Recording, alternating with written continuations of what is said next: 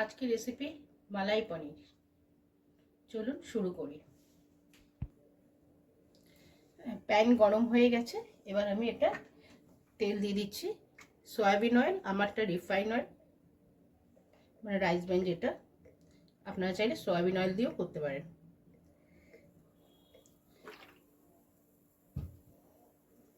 তেল গরম হয়ে গেলে আমি পনিরগুলো ভেজে নেব।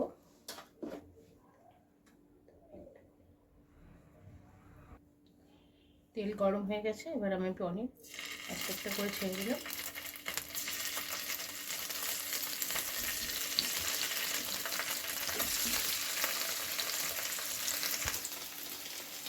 পনিরটা ভাজা হতে হতে আমি এটা কিছুটা চীনাবাদাম আর কিছুটা পনির পোস্ত নিয়েছি, নিয়ে আমি এটাকে ড্রাই রোস্ট করে আনছি।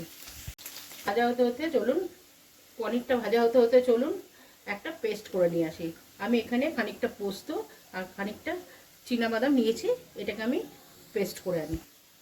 এটা ড্রাই পেস্ট করে নিয়ে এসেছি। এবার এর মধ্যে খানিকটা মালাই আর কিছু কিশমিশ দিয়ে আমি এটাকে আবার ভালো মতো পেস্ট করে নিয়ে আসছি।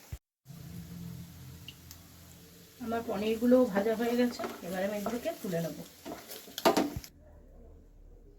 এবার ওই তেলের মধ্যে আমি একটু গরম মশলা ফোড়ন দিয়ে দিলাম।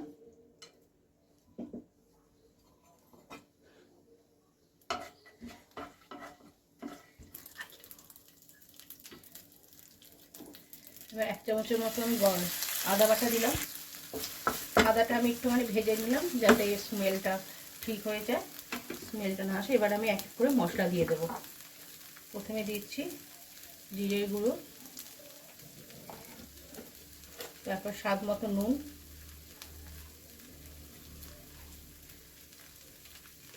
আর 1 চিমটি হলুদ,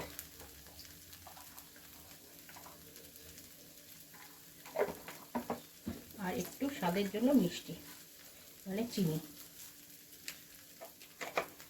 দিয়ে আমি এগুলোকে একটু ভালো করে নেড়ে নিয়ে আমার মশলাটা রেডি হয়ে গেছে। এবার আমি যে পেস্টটা করেছিলাম সেই পেস্টটা দিয়ে দিলাম। এটা দিয়ে আমি এবার ভালো করে এটা দিয়ে কষিয়ে নেব।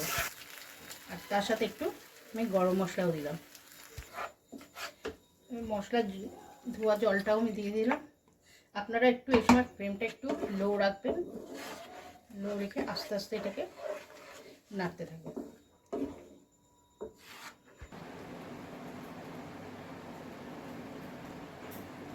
মশলাটা আমার ভালো করে ফুটে গেছে, এবার আমি পনিরগুলোকে দিয়ে দেব। এবার পনির দিয়ে খানিকক্ষণ এগুলো ফুটিয়ে নেব।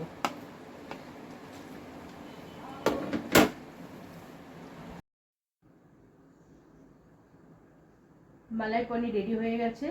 আমি উপর দিয়ে একটু কাসুরি মেথি ছড়িয়ে দিয়েছি। আর যদি আমার রেসিপিটা ভালো লেগে থাকে তাহলে একটা লাইক, কমেন্ট আর শেয়ার করবেন।